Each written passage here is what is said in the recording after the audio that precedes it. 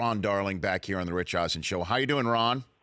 I'm doing great, Rich. Thanks for having me on. I appreciate it. You got it. So when you get in that booth over the weekend, there'll be no Carlos Correa at shortstop, and we're seeing him tweeting out pictures in the post-OR room.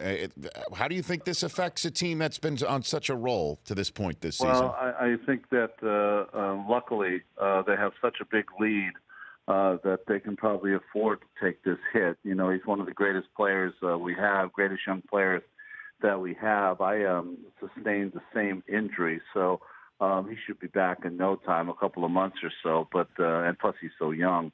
But I was just I feel bad because I just wanted to see this young man play. I've only seen him play live maybe a half dozen times, and every single time I'm amazed. So, did you suffer the same injury swinging a bat too? I wish I was swinging a bat. I usually swung and missed, so I didn't really have a chance to sustain any injuries. But no, I did it diving for a bunt by Vince Coleman. I had a no-hitter in 1987 into the seventh inning. He bunted, and I was trying to make the play to keep the no-hitter intact, and just fell on my thumb, and that was the end of that season. Well, we're on that subject. Is that an unwritten rule of baseball that Vince broke there, do you think? It was a 1-0 game, so I never took it like that. I always thought that Vince's game, that was part of his game, of course. Anyone who remembers Vince and his great speed. So not in 1 second did I ever think that was the wrong play. And in fact, when I was on the mound, I anticipated that he could maybe do that. Ron Darling here on the Rich Eisen Show. The other telecast that'll be on TBS is going to be Brewers and Cubs coming up the weekend after that. And so, do you think the Cubs have turned a corner here? They've won 6 in a row. They haven't lost a single game since coming back from that All-Star break. Well, the last game before the All-Star break, John Lester gave up those 10 runs in the first inning. And it's probably the lowest point for them all season long. But, from a guy that used to be in the clubhouse, and when your management goes out and gets a pitcher like Quintana, it really makes you feel in the clubhouse that, we know we haven't played well, but our management is behind us 100%. We need a little help. They went and got it. And sometimes that can permeate a ball club and get them off to a quick start. That being said, the Cubs have a few holes that they didn't have last year. Everything is not going as finely as it did last year, so they're going to have to really step on the pedal. It'll be interesting to see if Milwaukee's got enough. I always thought they maybe were 2 years away from where they were supposed to be, but I think Eric Thames had a lot to do with them having that great start. And then you got the Nationals, obviously 20 games over 500. I'm wondering if it's just spitting in the wind with the way that the Dodgers are on such a roll right now. Ron, can you compare this Dodger team with any other team that you've seen in recent days at all? They remind me like they're trying to pull off what the Mariners did in 2001. Is it? Maybe my memory is not serving me right. No, was it? When the Mariners won 116 games. It seems like they're on that kind of roll. They're on the same kind of roll that the Cubs were last year. Everything is working.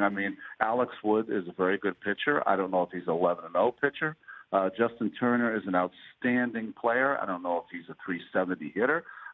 So all of these things, Bellinger you bring up, and since he's been up there 61-14, a lot of things have gone well for them, and the foundation of that team always was strong anyway. Yeah, the numbers that you just said were somewhat ridiculous, and their numbers are ridiculous. That the 2001 Mariners didn't even make the World Series. That said, yeah. The Yankees knocked them off, and there was, that's why I'm just wondering, who can get the Dodgers? Who do you think can get them? Who do you think could just be the Yankees of that year to their Mariners from that year? Yeah, that's an interesting. We're doing the Astros this week, so you look at the Astros and say, boy, if McCullers is on top of his game, Keuchel has proved in the postseason that he can shut down a team. They have so much star power with Springer and Altuve, and Correa will be back by then. Steadying veteran influences, and McCann and Beltran have played a lot in the postseason. that might be a team that can kind of upset them. I always look at the teams that, the Dodgers had a pretty amazing season 2 seasons ago, and the Mets were able to beat them in 5 games because their pitching was a little superior. DeGrom was great in that series. So it would take a team like a Cleveland, like a Houston, a team that can throw out some great starting pitching, and especially Cleveland. You got to beat them in 6 innings, or you're going to lose the game. Yeah, you named Ron Darling here, TBS. He's going to be in the booth of Astros Orioles this Sunday at 1:30 p.m. Eastern Time. You named American League teams, Ron. I'm talking about just a team that just might even beat him unless you think that you just put the Dodgers in the World Series, which is absolutely understandable. Yeah, I'm putting the Dodgers in the World Series. I am. I just think they're too strong. They're too good of a ball club. I think Washington can beat that ball club if Doolittle and Madsen come over and pitch the way that they have in the past.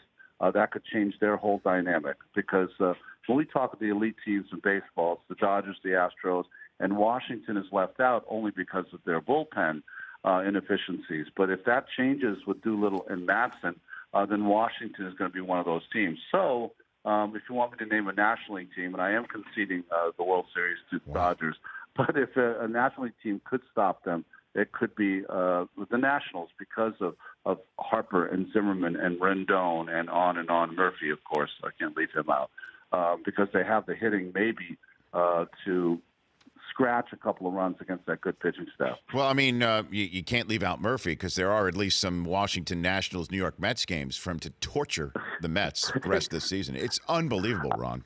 Unbelievable. I've never seen anything like it. It's almost. I was saying, and hopefully this doesn't sound too crass, but I think it's going to.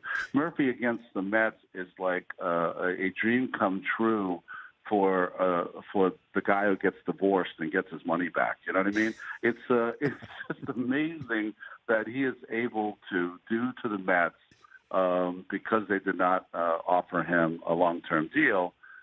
He's used that as a chip on his shoulder, and to hit 400 and the number of bats that he's had against the Mets is just remarkable. Now, I know front offices always would say, well, we're looking forward. We're on to the next one. But do you think at some point, quiet moment, Mets organization says maybe we should actually kept that guy?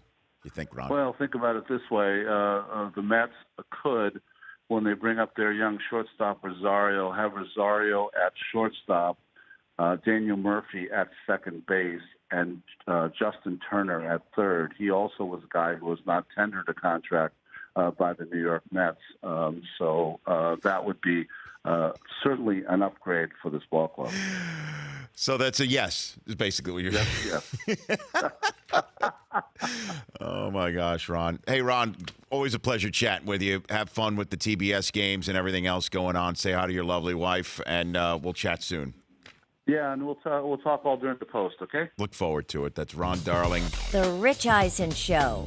Weekdays at noon Eastern on radio stations across the country and audience. If you like that, please download our app. There's lots of fun things there other than just more of the videos you just saw. You can call us from the app. You can email us from the app. Just download it. Trust me, you'll enjoy it.